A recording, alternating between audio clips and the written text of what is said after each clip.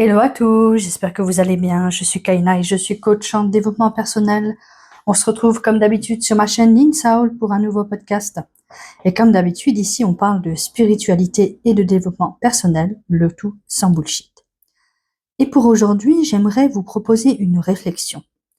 Une réflexion qui a complètement changé ma façon de voir certaines périodes d'attente.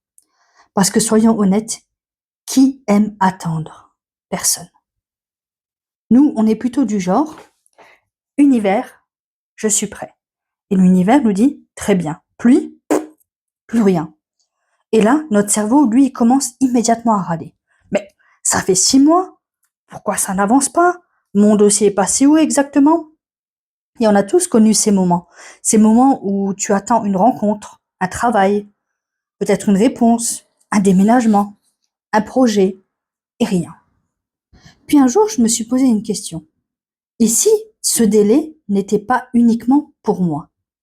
Et si la vie attendait aussi que quelqu'un d'autre soit quelque part prêt? Parce qu'on regarde toujours notre propre histoire, mais on oublie finalement qu'on croise aussi celle des autres. Imagine un instant, tu rêves de rencontrer une personne et tu te dis, mais pourquoi ça n'arrive pas maintenant? Mais peut-être que cette personne, elle est encore en train de guérir, peut-être qu'elle est en train de quitter une relation, peut-être qu'elle apprend à poser des limites saines. Peut-être qu'elle n'est tout simplement pas prête aujourd'hui à vivre la rencontre que toi, tu attends déjà. Imagine la scène. Toi, tu es là et tu dis, univers, j'attends depuis 8 mois. Et l'univers te répond, oui, je sais. Et là, tu réponds, écoute, l'univers te dit, l'autre est encore en train de comprendre qu'il ne faut plus répondre au message de son ex. Tu vois un peu l'idée? Et quelque part, je trouve ça beau parce que ça change complètement notre regard sur l'attente. Peut-être que la vie, elle ne te dit pas non. Peut-être qu'elle te dit pas encore. Non pas parce que tu n'es pas prêt, mais parce que l'histoire se construit quelque part à plusieurs. Et ça ne concerne pas que l'amour. Ça peut être un futur associé, un futur ami, un futur client, une future opportunité. Nous voyons uniquement notre impatience, mais nous ne voyons pas tout ce qui est en train de se mettre en place finalement de l'autre côté. Franchement, si on voyait quelque part les coulisses de notre vie, je pense qu'on serait beaucoup plus patient.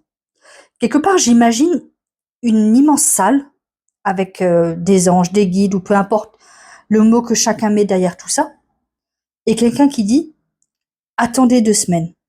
Pourquoi? Parce que lui, il n'a pas encore compris sa leçon. Encore une fois, je ne suis pas là pour dire que c'est comme ça, je n'en sais rien, mais je trouve que cette idée, quelque part, est incroyablement apaisante. Parce qu'elle enlève cette impression que la vie est contre nous. Et si elle travaillait simplement avec un timing beaucoup plus grand que le nôtre? Et avec le recul, combien de fois tu t'es dit, heureusement que ça ne s'est pas fait avant? Cette personne, ce travail, cette maison, ce projet. Sur le moment, tu trouvais peut-être le délai complètement injuste.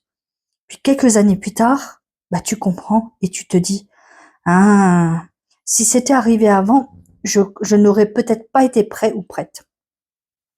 Ou peut-être que l'autre ne l'était pas non plus. Alors aujourd'hui, si tu traverses une période où tu as l'impression que rien n'avance, je vais simplement te proposer une réflexion. Et si cette attente n'était pas uniquement en train de te préparer toi, mais aussi quelqu'un d'autre? Je trouve cette idée magnifique parce qu'elle transforme l'impatience en confiance. Et si tu souhaites être accompagné pour retrouver du sens dans les périodes d'attente, comprendre ce que la vie est en train de t'apprendre et avancer avec plus de sérénité, tu trouves le lien dans ma bio. Si ce type de podcast te plaît, n'hésite pas à le partager, à mettre un j'aime et un commentaire. Et en attendant, je te souhaite une excellente journée.